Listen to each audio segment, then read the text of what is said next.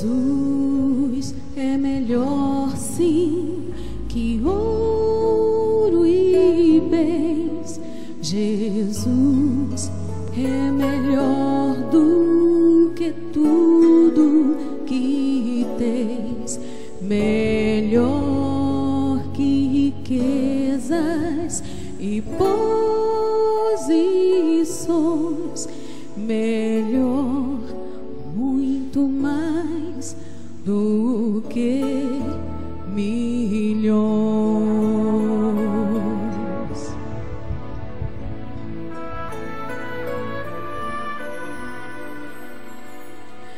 Jesus é mais puro que a linda flor. Jesus é o sol da justiça e do amor. Jesus é a fonte que satisfaz, caminho do bem, verdade e paz. Pode ser um rei com poder nas mãos, mas do mal é escravo, sim. 1000 vezes prefiro o meu Jesus e servi-lo até o fim.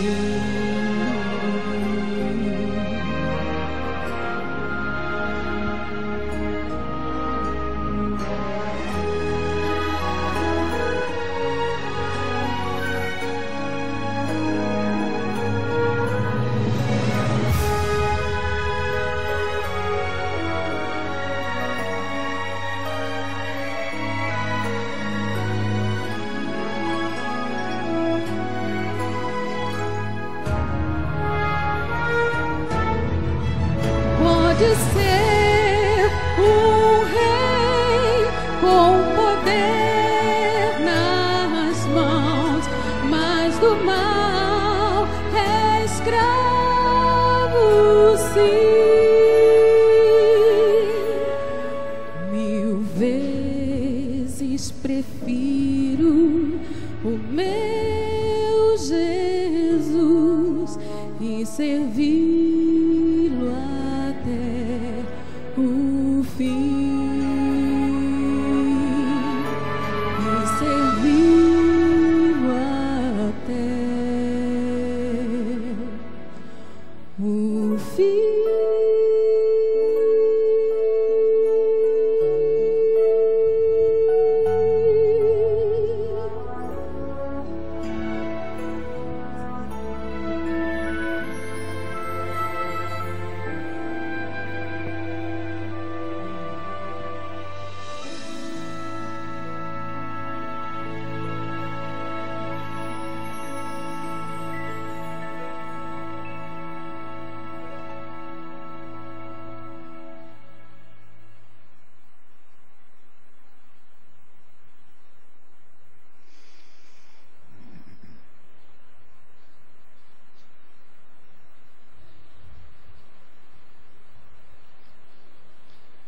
Bom dia, irmãos.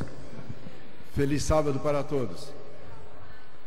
Este é o primeiro sábado do ano 2012 e por isso, além de ser um feliz sábado, é também um feliz e especial dia de sábado. E nós desejamos saudar os irmãos duplamente com um feliz sábado e um feliz ano novo para todos. Estou contente nesta manhã por voltar e visitar a igreja de Madureira. Como sempre, esta é uma igreja acolhedora. Me senti muito bem quando cheguei aqui. Não foi a primeira vez. Faz mais ou menos uns 40 anos que eu comecei a visitar a igreja de Madureira. Desde então não vim com frequência, mas sempre ouço das atividades da igreja, e nesta manhã fiquei muito feliz por encontrar aqui um monumental templo de adoração. Os irmãos estão de parabéns por essa bonita casa de adoração, e fico feliz porque Deus está sendo glorificado pelo esforço que fizeram para construir uma casa tão bonita para a adoração ao Senhor, como os irmãos prepararam. Me senti muito feliz por rever os irmãos e também por ver esta bonita casa de adoração. Eu quero agradecer também ao irmão Robson por me convidar, por estar aqui nesta manhã, e também quero agradecer ao irmão Manuel, que se empenhou muito para que eu tivesse condições de chegar facilmente até aqui. O irmão Manuel é um companheiro também de um pequeno grupo que se reúne lá na Praça da Bandeira, na casa do Dr. Luiz Euler e da sua esposa, a irmã Sandra, que por acaso estão aqui na frente visitando a igreja conosco também. Um prazer encontrá-los aqui também. Que Deus seja louvado. Queridos irmãos, como já destaquei, hoje é o primeiro sábado de 2012. Um sábado especialmente importante e sugestivo para uma reflexão séria que nos ajude a pensar e repensar sobre a nossa real condição espiritual, face os tempos solenes que estamos vivendo. Por isso, irmãos, desejo nesta manhã que Deus nos abençoe no sentido de que reavaliemos espiritualmente a nossa condição espiritual, a fim de que nós possamos avançar nos dias do novo ano com uma perspectiva espiritual bem definida, inspiradora e cheia da esperança cristã. Para tanto, eu convido os irmãos a abrirem suas Bíblias na segunda epístola de Paulo aos Coríntios, capítulo 13. Capítulo 13. E nós vamos ler assim, capítulo 13, verso 5, diz assim: examinai-vos a vós mesmos, se realmente estáis na fé. Provai-vos a vós mesmos, ou não reconheceis que Jesus Cristo está em vós? Se não, é que já estáis reprovados. Este é o texto da nossa reflexão desta manhã. E eu peço que Deus nos inspire a todos para que repensemos bem a nossa condição espiritual.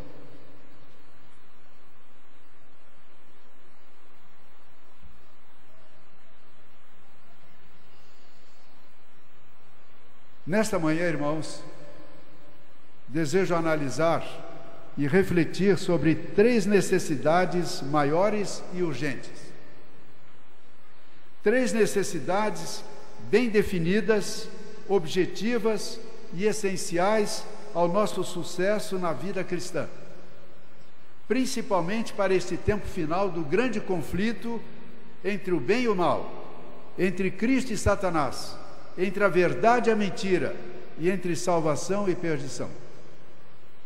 Que necessidades são essas e por que são tão maiores e urgentes? Para que possamos compreender bem o objetivo desta mensagem, precisamos, antes de tudo, definir e compreender muito bem o que é uma necessidade.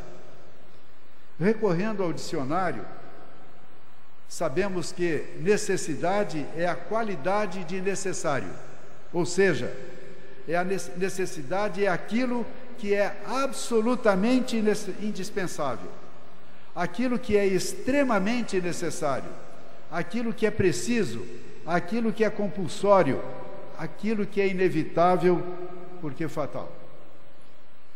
Você tem ou sente uma necessidade?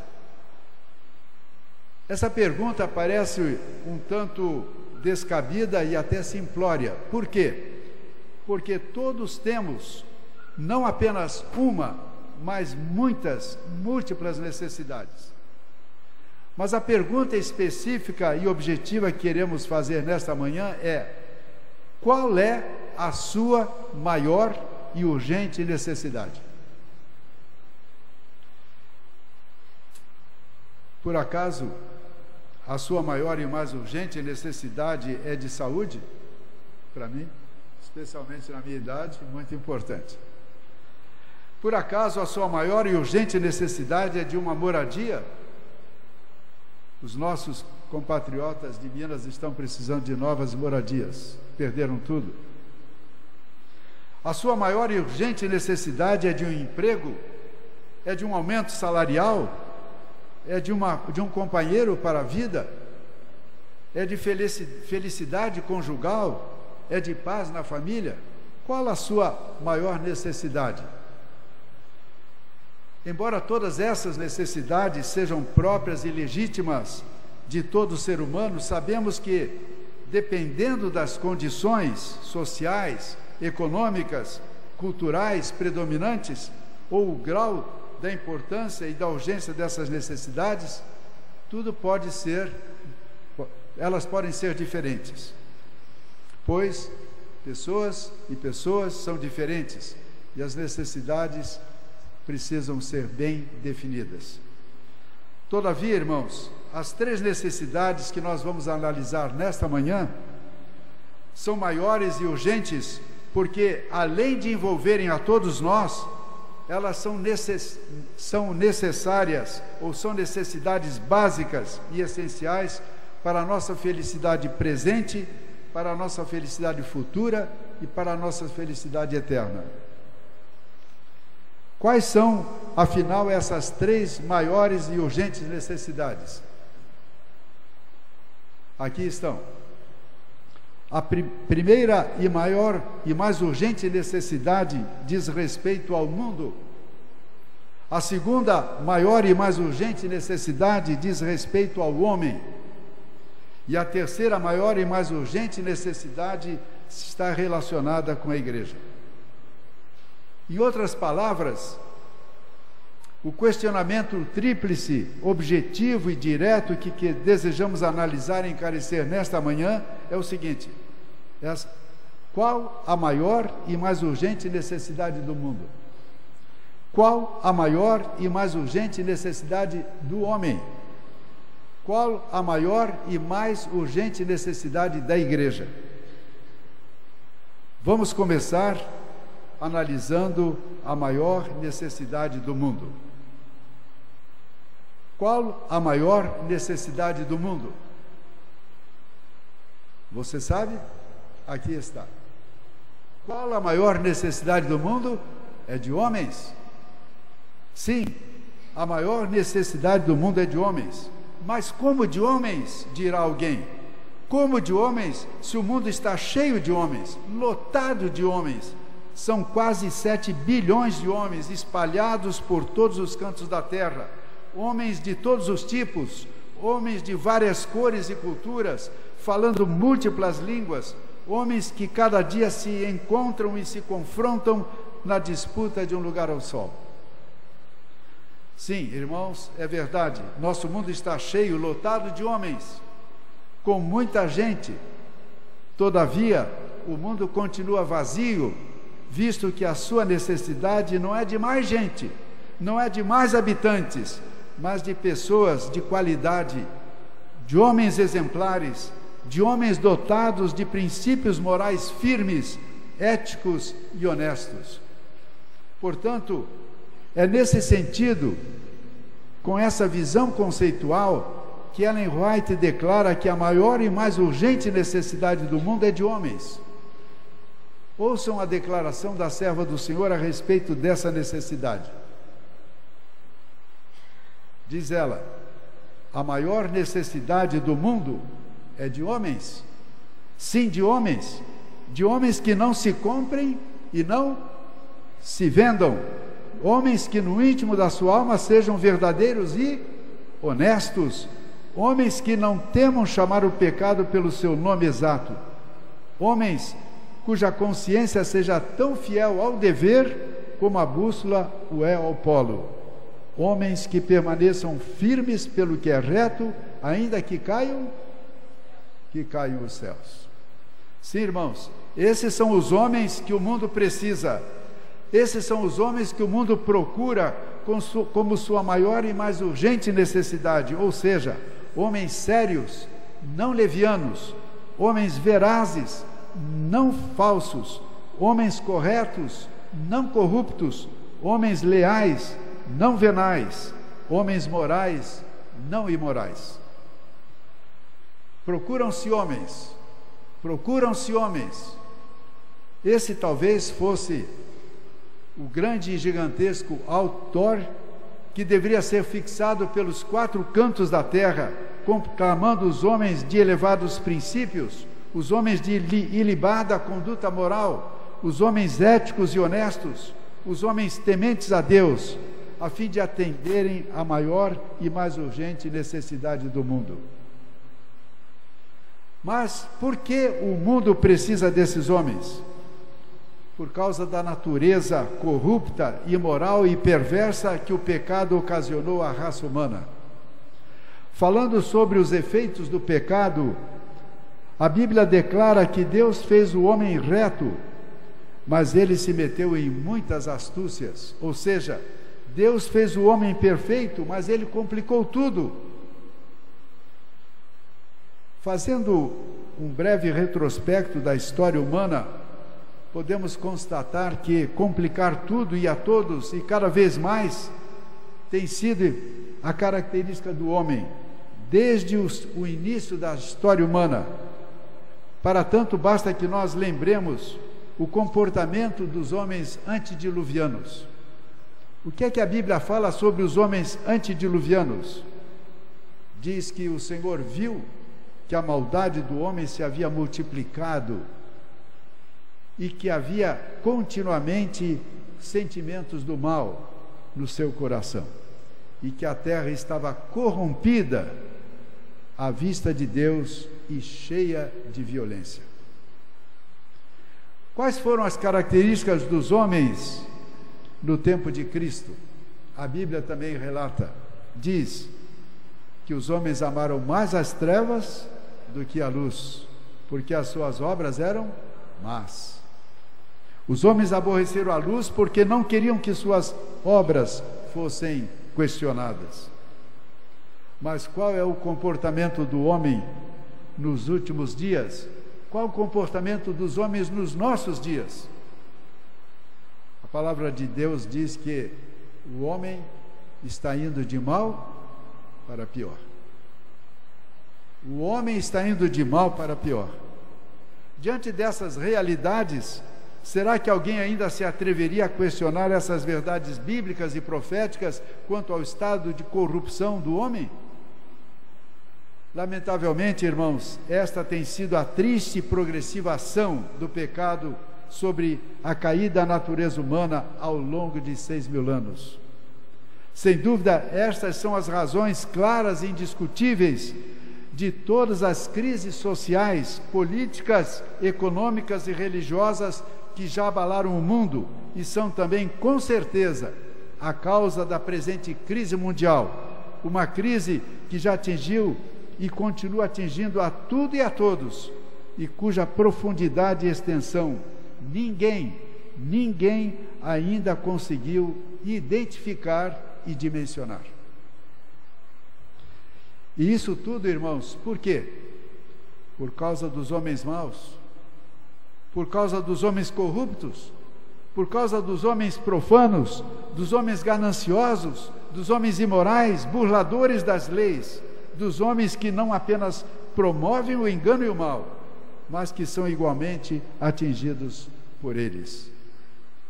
Sim, irmãos, daí a firme, direta e objetiva mensagem do Senhor, dado através da sua serva, quando declarou que a maior necessidade do mundo é de homens. Sendo assim, irmãos, diante dessa dura e trágica realidade, a pergunta direta, objetiva, a ser feita a cada um de nós é: Que tipo de homem sou eu? Daquele que o mundo está cheio ou daquele que o mundo precisa? Que tipo de homem sou eu? Daquele que segue a multidão ou daquele que enfrenta a multidão? Que tipo de homem sou eu? Daquele que corre para o pecado ou daquele que foge do pecado? Daquele que é influenciado pelo mundo ou daquele que influencia o mundo? Sem dúvida, irmãos, é por causa de todas essas necessidades que o apóstolo Paulo nos exorta. Examinai-vos a vós mesmos, para quê? Para ver se permaneceis na fé. Mas, irmãos, se a maior e mais urgente necessidade do mundo é de homens, qual é a maior e mais urgente necessidade do homem? Esta é a segunda parte da nossa mensagem. Qual a maior necessidade do homem? Ellen White declara que a maior necessidade do homem é de quê? De quê? De fé em Deus. Esta é a maior necessidade do homem. Sim, fé, não em teorias. Sim, de fé, não em filosofias.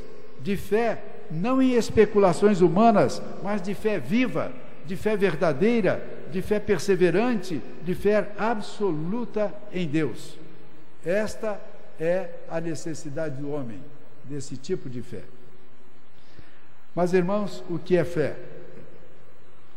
No livro Educação, a irmã White diz que fé é confiança em Deus. Fé é crer que Deus nos ama, que nos conhece perfeitamente e sabe o que é melhor para o nosso bem. Acrescentando que tal fé nos leva a escolher o seu caminho em vez do nosso caminho. Nos leva a aceitar a sua sabedoria em lugar da nossa ignorância. Nos leva a aceitar sua força em lugar da nossa fraqueza. Nos leva a aceitar sua santidade em lugar da nossa pecaminosidade. Acrescentando em consonância com aquela definição bíblica de que fé é confiança em Deus, não é? De que o fundamento, fé é o fundamento, segundo declara o apóstolo Paulo, fé é o firme fundamento das coisas que se esperam e a prova das coisas que se não veem. Falando de fé, irmãos, é importante ainda ressaltar que fé, como os demais dons, é um dom espiritual. Não é um sentimento, não é uma força interior, não é uma aptidão natural do ser humano, mas é uma dádiva, é um dom de Deus. E um dom preciosíssimo. Portanto, fé não é um mero dom, não é um dom qualquer, mas é um dom especial, muito precioso, santo e divinal. Por quê? Porque é concedido pelo Trino Deus, o Pai, o Filho e o Espírito Santo. Um dom capaz de produzir homens de caráter, um dom capaz de produzir homens de princípios, homens confiáveis, homens de fé, homens tementes a Deus, ou seja, homens que o mundo precisa como sua maior e mais urgente necessidade. Daí a pergunta lógica, direta e consequente: que tipo de homem sou eu? Um homem de fé, que vive pela fé, que tem em Jesus o autor da fé? Sim, que tipo de homem sou eu? É a pergunta insistente. Um homem crente ou um homem descrente? Um homem confiável ou um homem descartável? Um homem maldito porque confia em homens ou um homem bem-aventurado porque confia no Senhor? Sim, que tipo de homem sou eu? Daqueles que o mundo está cheio ou daqueles que o mundo precisa e que procura com urgência? Por isso, o apóstolo Paulo continua nos questionando: examinai-vos a vós mesmos, se permaneceis na fé. Mas, se a maior e mais urgente necessidade do mundo é de homens, e se a maior necessidade do homem é de fé, qual é a maior e urgente necessidade da igreja? Esta é a terceira abordagem do nosso tema nesta manhã. Qual a maior necessidade de quê? Estão prestando atenção? Qual a maior necessidade seguinte? A necessidade da igreja. Você sabe qual é a maior necessidade da igreja? O Espírito de Profecia nos responde desta maneira: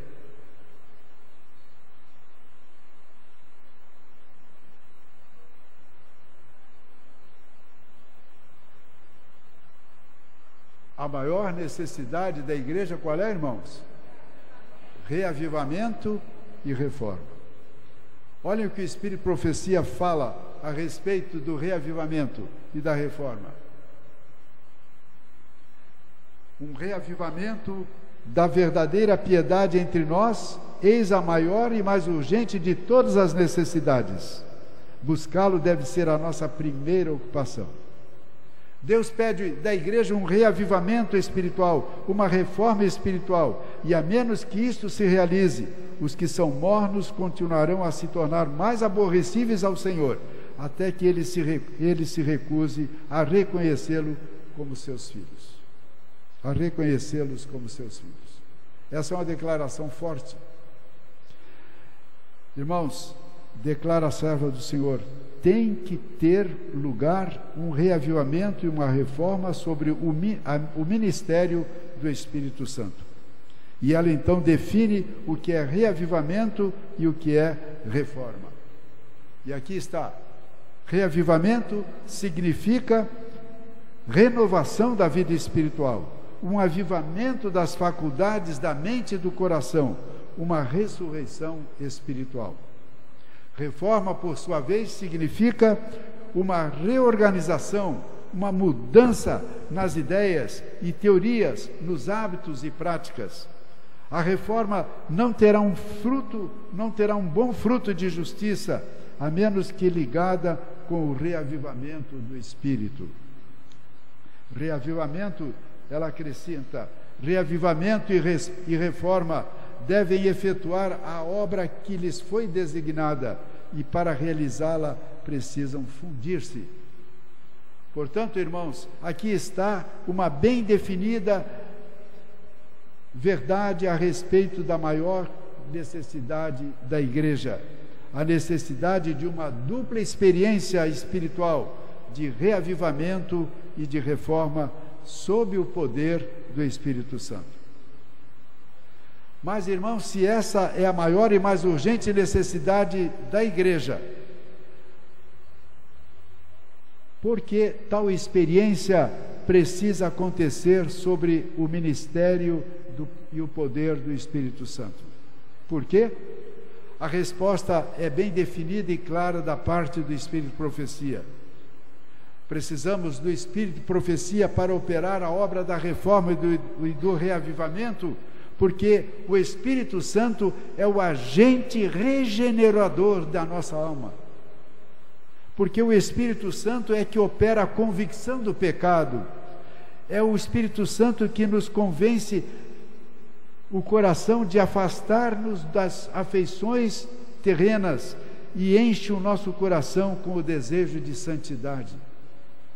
É o Espírito Santo que imprime em nosso coração as verdades divinas, criando novas concepções e fazendo com que as energias outrora adormecidas sejam despertadas para cooperar com Deus. Sim, foi por isso também que a experiência dos discípulos mudou para melhor quando Jesus ascendeu aos céus. Por quê?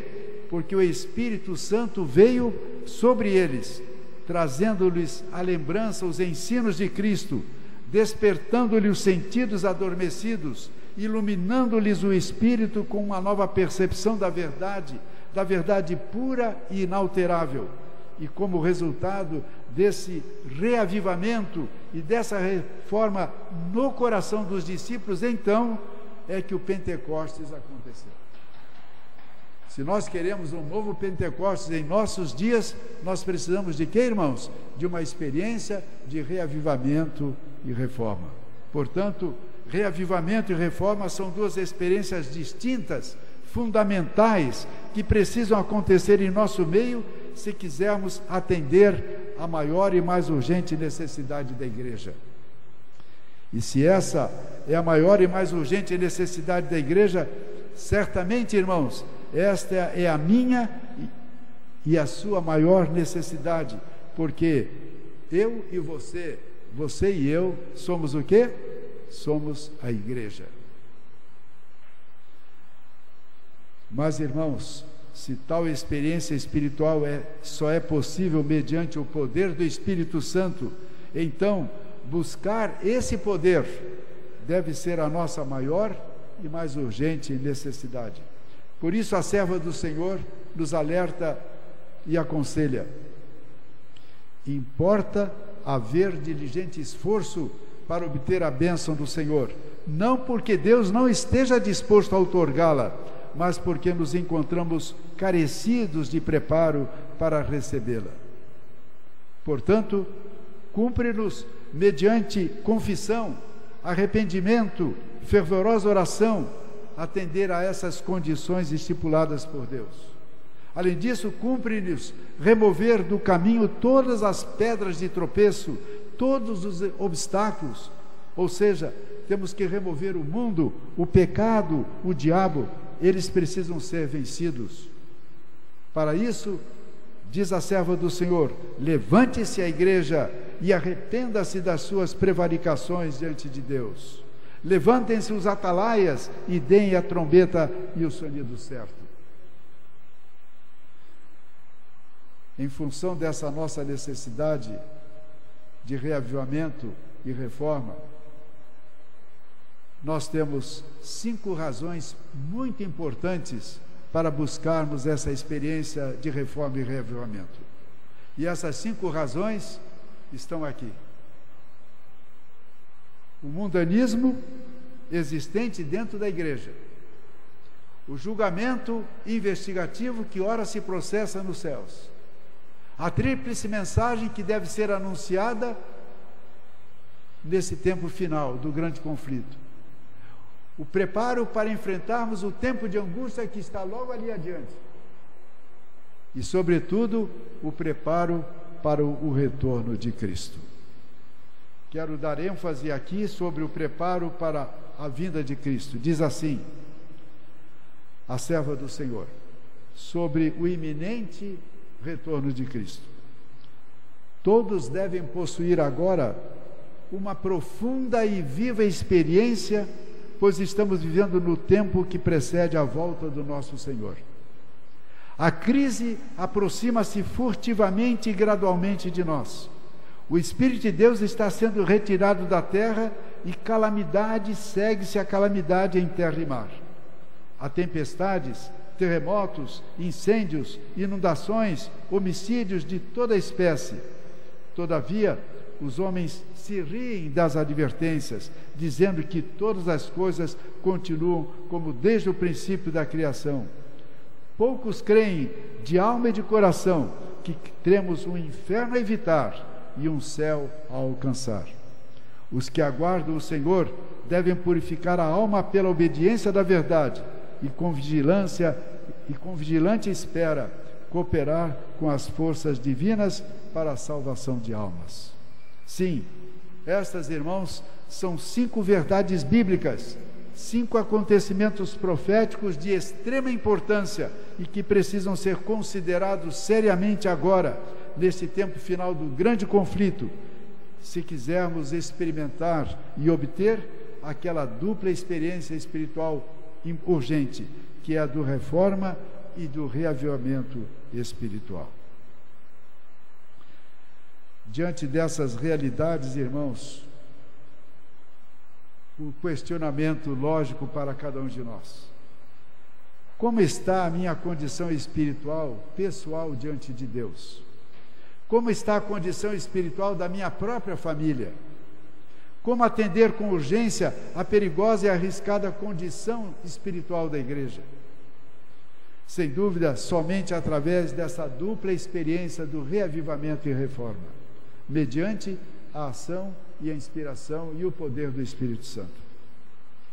Por tudo isso é que nós precisamos relembrar a advertência do apóstolo: examinai-vos e provai-vos a vós mesmos, se permaneceis na fé. Mas, irmãos, aonde a experiência do reavivamento e da reforma precisa começar? Aonde ela precisa ter início? Se a maior necessidade e urgente necessidade do mundo é de homens, se a maior e mais urgente necessidade do homem é de fé em Deus, e se a maior e mais urgente necessidade da igreja é de uma experiência de reforma e reavivamento, então indagamos: onde essa tríplice necessidade do mundo, do homem e da igreja precisa ser atendida? Onde essa dupla experiência de reavivamento e reforma precisa e deve acontecer, e acontecer com urgência? Mais uma vez, o Espírito de Profecia nos ajuda. A irmã White diz que o coração da sociedade, o coração da igreja e da nação é o lar. A felicidade da sociedade e o êxito da igreja e a prosperidade da nação dependem das influências domésticas. Portanto, está aqui bem declarado, bem definido, o lugar onde as experiências do reavivamento e da reforma precisam e devem acontecer. Esse lugar, esse centro é a família, é o lar.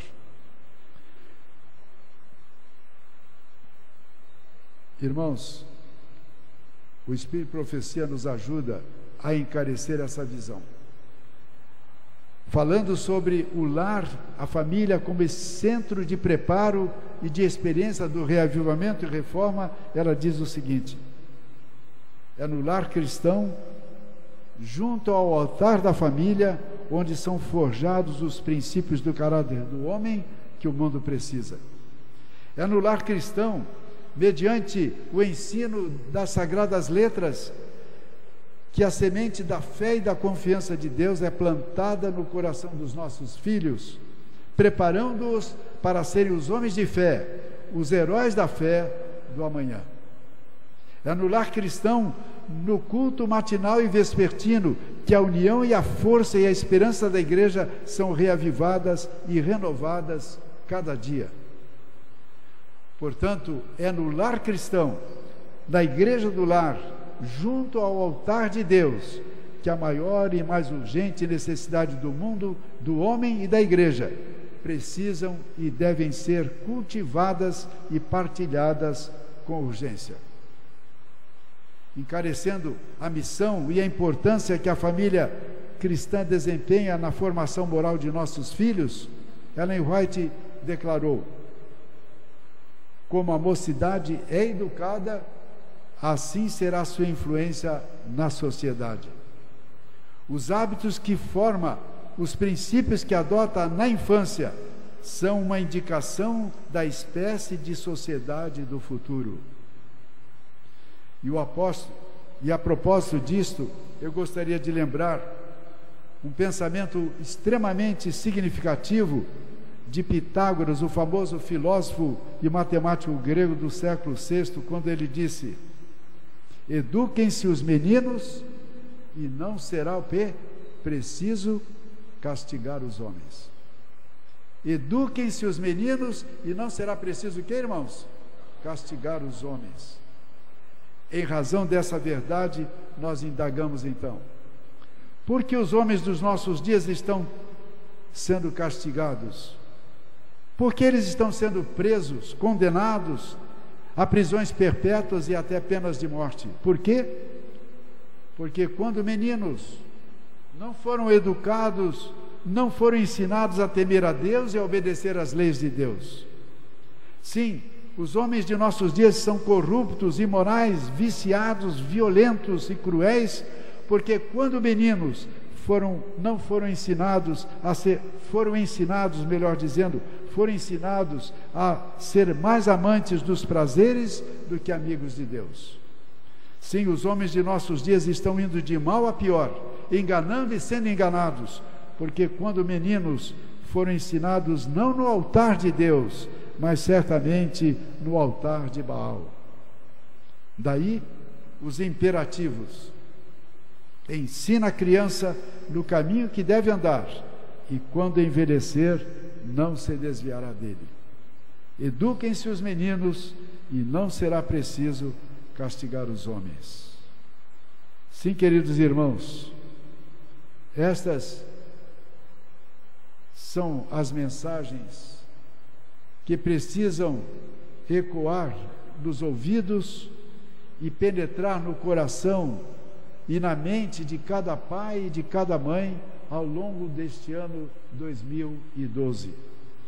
Estas são realmente as mensagens que precisam ser acalentadas se quisermos acudir com urgência à maior necessidade do mundo, à maior necessidade do homem e à maior necessidade da igreja. Sim, ensinar os nossos meninos a cuidar do seu corpo como templo do Espírito Santo, a fim de preservá-los dos vícios, da promiscuidade sexual que prolifera pelo mundo, deve ser o grande desafio e a firme determinação de cada pai e cada mãe neste novo ano.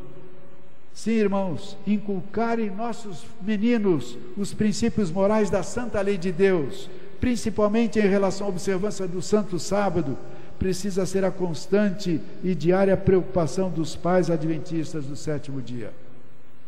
Sim, educar nossos meninos para serem não apenas os homens de fé que o mundo e a igreja precisam com urgência, mas, sobretudo, para serem cidadãos do mundo por vir. Esta deve ser a visão e a missão que deve animar a cada pai e a cada mãe adventista neste começo do ano 2012. Como motivação para os pais, no cumprimento dessa visão e missão educacional, quero relembrar as inspiradas palavras de Ellen White. Diz ela, no Lar Adventista, página 19: a influência de um lar cristão, cuidadosamente protegido nos anos da infância e mocidade, é a mais segura salvaguarda contra as corrupções do mundo. Os missionários do Mestre preparam-se melhor em lares cristãos, onde Deus é temido, onde Deus é amado, onde Deus é adorado e onde a fidelidade se tornou uma segunda natureza. Por isso, nossa obra para Cristo deve começar com a família. Não existe campo missionário mais importante do que esse. Portanto, irmãos, concluindo nesta manhã, rogamos que o Espírito de Deus possa despertar e inspirar a todos nós com o senso e o privilégio e a responsabilidade dessa visão e missão cristãs, a fim de que nossos lares sejam não apenas centros de educação moral, mas, sobretudo, sejam centros ou altares de redenção, contribuindo assim para que os nossos meninos sejam os homens de caráter, os homens de fé, os homens reavivados, reformados, ou seja, os homens que o mundo e a igreja precisam e reclamam com urgência, porque esta é a nossa maior e grande necessidade. Portanto, que Deus abençoe a sua igreja aqui e a todos nós nessa visão e missão, para que a igreja possa estar preparada, não somente para o combate final desse grande conflito, mas preparada para saudar o Senhor Jesus brevemente nas nuvens dos céus. Que essa seja a nossa visão e experiência também neste novo ano, é a nossa oração e desejo. Amém.